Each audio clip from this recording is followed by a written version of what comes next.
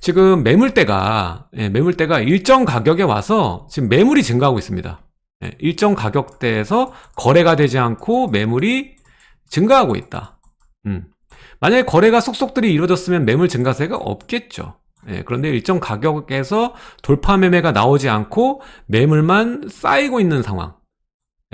그런 상황입니다. 그래서 제가 지금 말씀드리는 건 뭐냐면, 지금 투자로 봤을 때는요, 아파트가 절대 매력적이라고 볼 수 없습니다. 무조건 해야 된다, 지금 무조건 사야 돼요, 아파트 사야 됩니다 라고 말하는 시점이 아닙니다.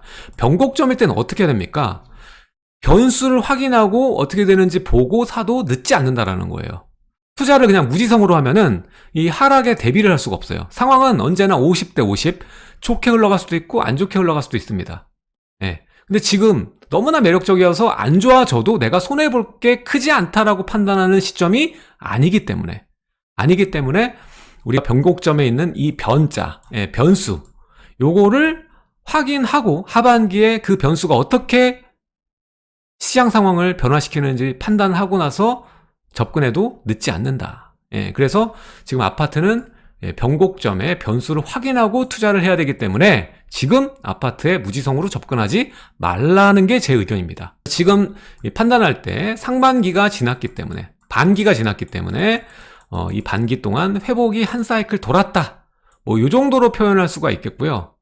지금 오히려 이 한 사이클 돌면서 어떤 상황이 있냐면, 지금 이게 평균적인 거래량 상승이잖아요. 근데 각 지역별로 25개구를 살펴보면은 각 시점마다 거래량이 가장 많았던 때가 달라요.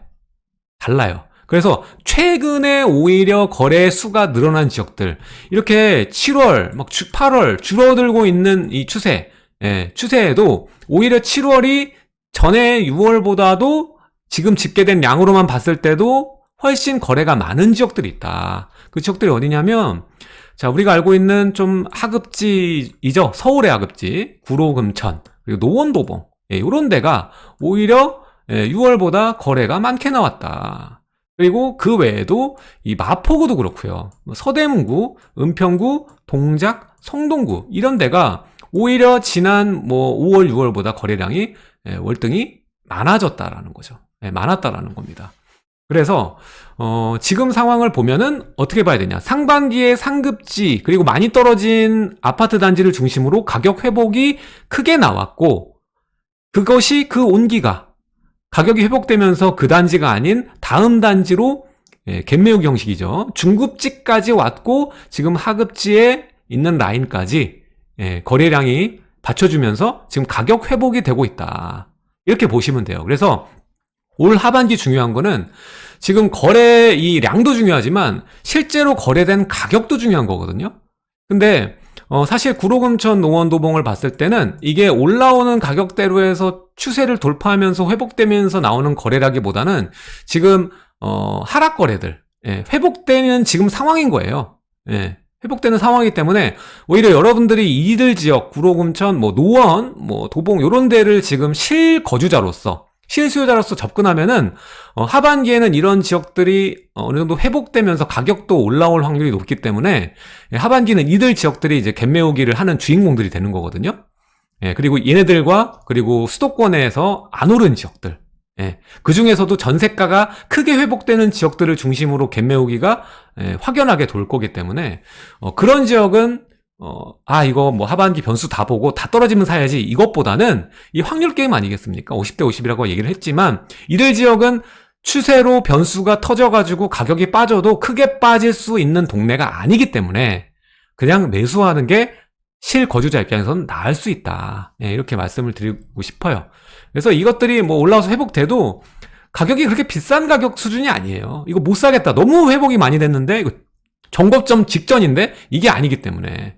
그래서 얘네들이 거래가 많았다고 해서 가격이 높아진 게 아니다, 얘네들은 지금 하락 거래, 급매물 거래가 되면서 거래량이 좀 많았다, 이렇게 평가를 하면 될 것 같아요. 지금 상급지가 어떻게 지금 돌아가고 있느냐, 지금 여러분들 물어보잖아요. 거래 계좌를 안 줘요. 계좌 안 줍니다. 계좌 안 주고 호가를 올려버려요. 그래서 전에 거래된 가격과 호가의 괴리가 너무 큰 거지. 괴리. 실거래가랑 호가의 괴리가 크다. 특히 어디가? 재건축 단지. 지금 재건축이 강세예요. 재건축 강세의 상황, 지금 상황. 자, 신축이 먼저 오르고, 예, 지금 먼저 회복되고, 얘네들이 지금 어느 정도까지 회복됐냐? 90, 95, 막 이렇게 회복이 됐어요, 지금. 예, 상급지 신축은 회복이 엄청 많이 됐습니다. 그래서 단지마다 틀리겠지만 거의 8, 90% 정도 다 회복이 됐고, 일부 지역은 95%까지 회복이 된 상태예요. 회복이 됐어요. 호가 지금 여러분들 쏜다고 하잖아요. 계좌 안 줍니다. 특히 어디가 그러는지 바로 상급지의 재건축들. 예, 그래서 지금 압구정 미성만 하더라도 압구정 미성이 2차가 22억이었어요. 22억 상반기에. 이게 2월인가 22억에 거래됐거든요. 제일 작은 평수가. 근데 지금 호가가 30억입니다. 무려 한 4-5달, 6달 이 정도 만에 지금 8억이 오른 거예요. 상급지는요, 거래가 성사가 안 되고 있어요. 상급지는 거래 성사가 안 돼 있고, 지금 일정 부분 매도 우위 상태다. 예, 매도 우위 상태다라는 거예요. 지금 상황은 신축이 먼저 가고, 지금 재건축 강세인 상황이다. 보시면 돼요. 그래서 상급지 재건축 갈아타려고 보셨던 분들은 지금 재건축 가격이 올라가가지고, 이거 가격 너무 올라서 못 사겠는데, 이렇게 생각하는 상황이에요. 그러니까 거래가 될 턱이 있나? 안 되죠. 예, 안 되고 있음. 자, 그리고 다음 중급지. 예, 중급지 보죠. 중급지가 지금 회복이 진행 중이에요. 지금 대표적으로 아까 말씀드렸던 거래가 많았던 지역이 마포, 서대문, 서대문 일대, 성동구 일대. 여기가 지금 회복 에너지가 강해요. 따라오고 있는 거예요, 지금. 갭매혹이 되고 있다. 따라오고 있다. 예. 그 중에서 어디가 강세야? 신축이 지금 강세. 상급지의 신축 강세가 먼저 있었던 거랑 같아. 그래서 신축 강세로 지금 중급지 회복이 이어지고 있고 거래량이 만들어지고 있다. 예. 근데 여기서 우리가 볼 점은 뭐냐?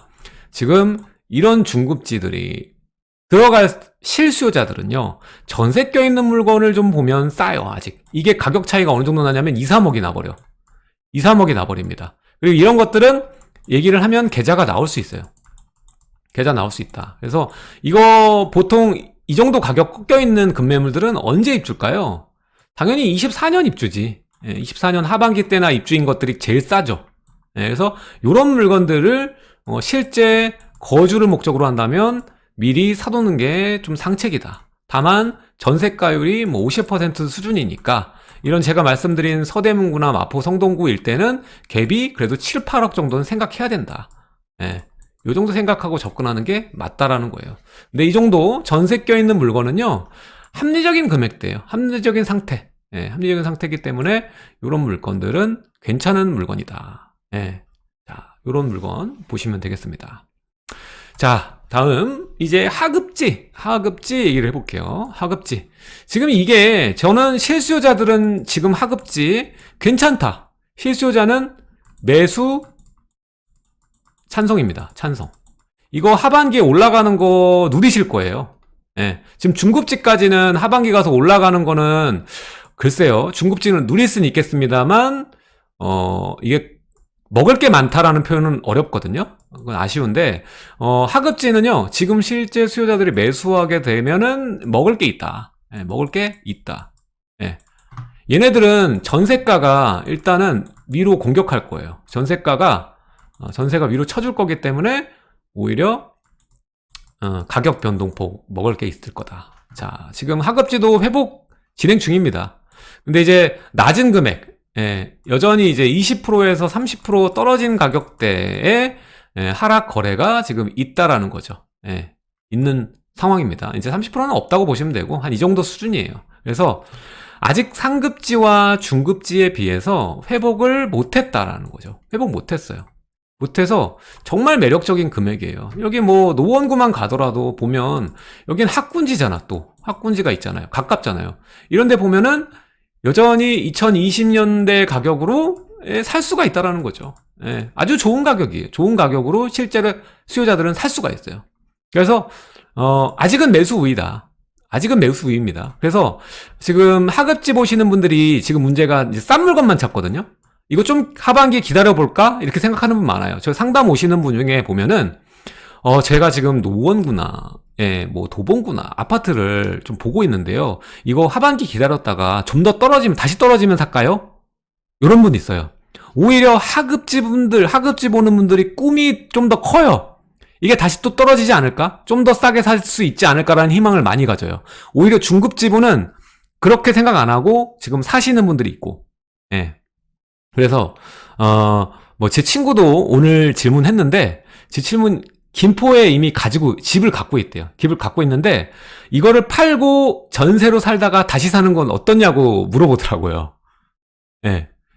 상급지에 그런 생각을 가지시면 모르겠어요. 상급지에 막 신고가 터졌어. 대형은 신고가 터지니까 지금. 그런 분들은 모르겠어요. 그런 질문을 해도 돼. 근데, 제가 김포를 무시하는 건 아닙니다만, 뭐, 오른 게 그닥 많이 없는 상태에서 떨어진 게 그닥 없어. 그런 상태에서 이런 질문을 하는 거는 조금 아쉬운 판단이라는 거죠. 아쉬운 판단이다. 예. 그래서 본인 사는 집은 웬만하면 건들지 않는 게 좋습니다. 너무 일비하지 않는 게 좋아요.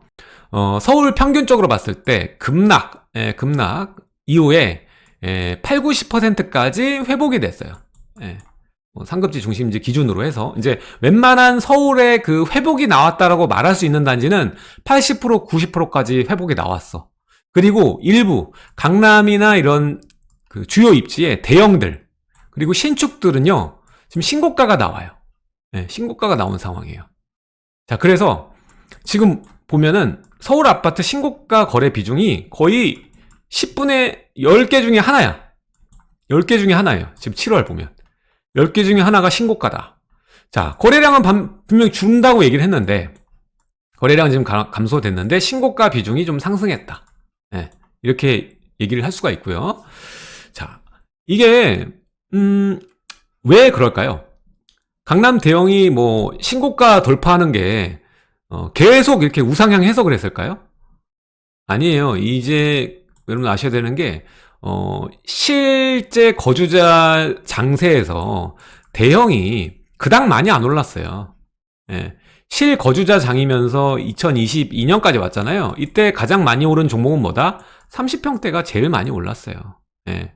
그리고 극대형들, 막 한 60평, 70평, 요런 애들은요, 30평 오르는 상승률에 비해서는 덜 올랐어요. 턱없이 덜 올랐죠.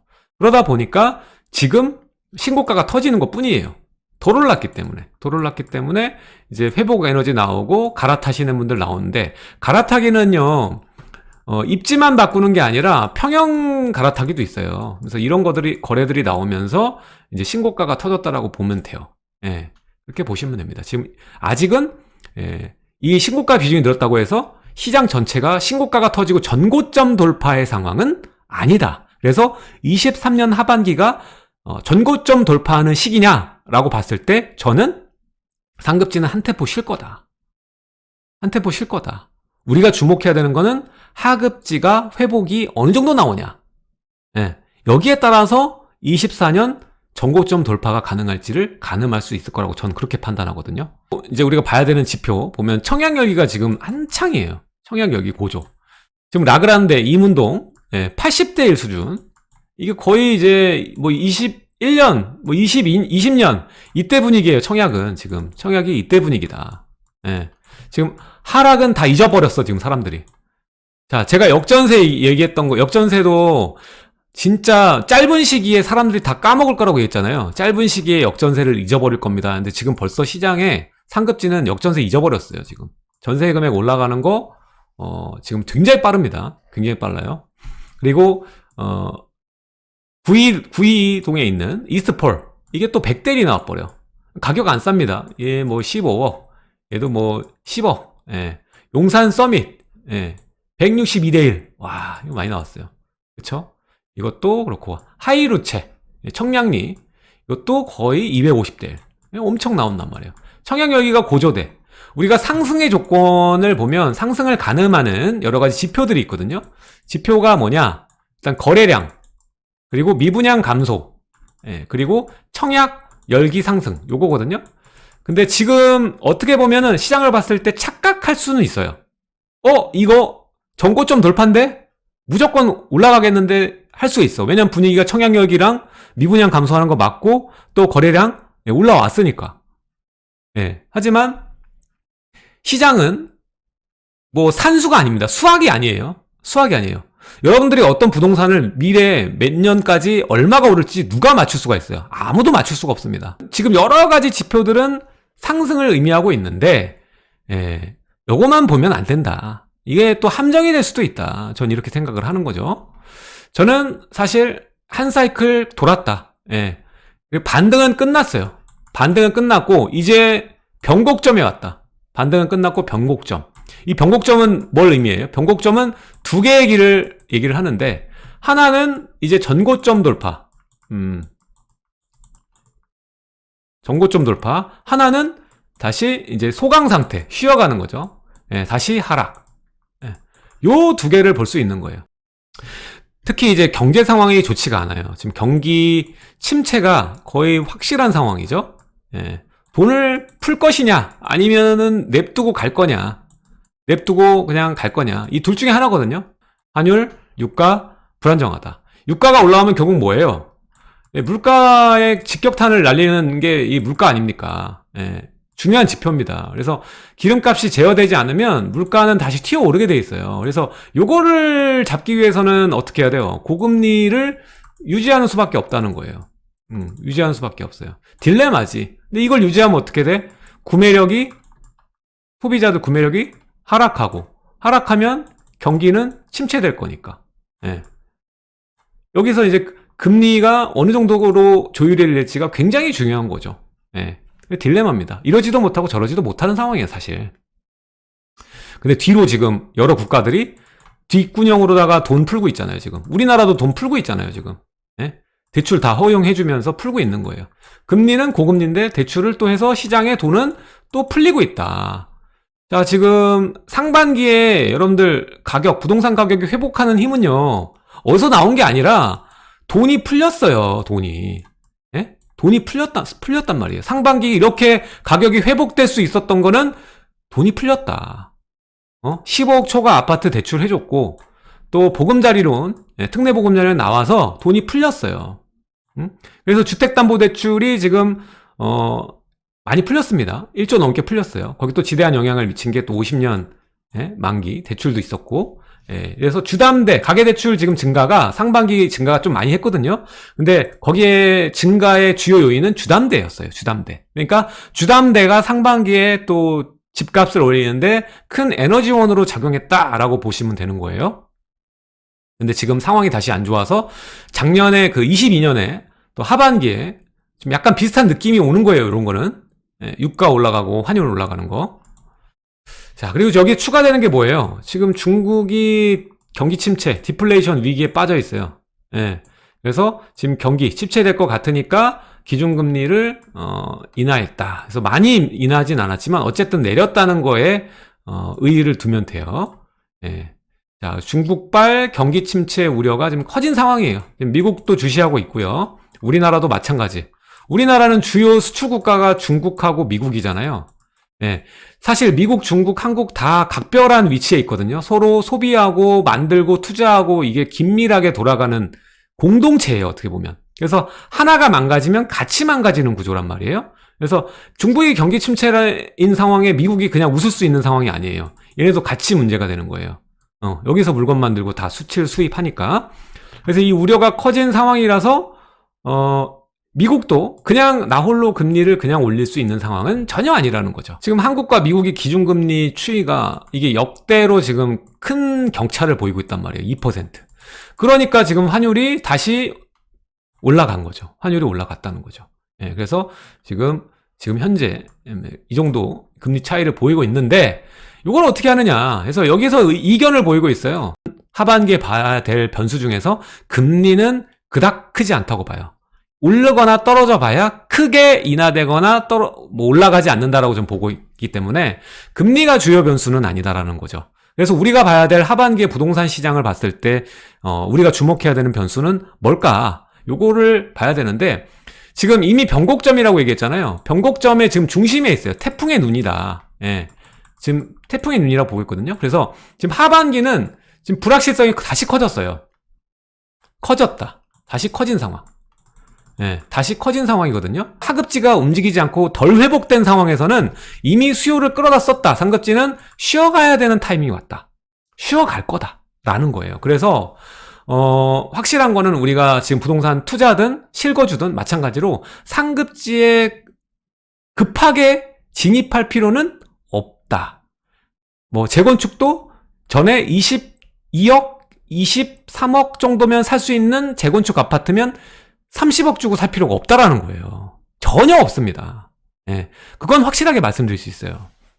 그래서 이런 상급지에 재건축이나 많이 올라버리고 계좌 안 주는 거는 그래 계좌 주지 마, 안 사 이러시면 되는 거예요. 지금 시장 불확실성 다시 커진 상황에 우리가 지금 주목해야 될 건 그럼 뭐냐, 주목해야 될 게 뭔지를 좀 얘기를 해보자고요. 매주 수요일 오후 2시 반 오프라인 강의를 진행하고 있습니다. 자, 1억으로 충분히 투자할 수 있는 1기 신도시와 이 서울 내 재개발 재건축에 대해서 자세하게 설명을 드릴 예정이고요. 자, 선착순으로 모집이 진행되니까 하단에 첫 번째 댓글에 링크 누르시고 신청해 주시면 됩니다. 저는 매 순간 지금 현재 가장 싼 부동산, 미래 가치가 높은 부동산 어떤 건지 먼저 찾아서 여러분들께 자세하게 알려드리는 시간을 갖고 있습니다. 자, 꼭 오시고요. 그리고 저희 카톡방, 단톡방도 이 링크 통해서 올 수 있으니까 한번 눌러보시기 바라겠습니다. 그리고 오프라인 강의 못 오시는 분들은 여기에 제 영상 가입 버튼이 있거든요. 이 멤버십 가입하시면 라이브 기존에 진행했던 것과 강의에서도 이러한 특강들이 있어요. 그래서 특강 보시고 공부 충분히 할 수 있으니까 멤버십 가입도 많이 부탁드리겠습니다. 지금까지 놀라운 부동산 놀부였고요. 다음 영상도 많은 기대 부탁드리겠습니다. 다음 주 월요일 오후 6시 라이브 시간에 뵙겠습니다. 감사합니다.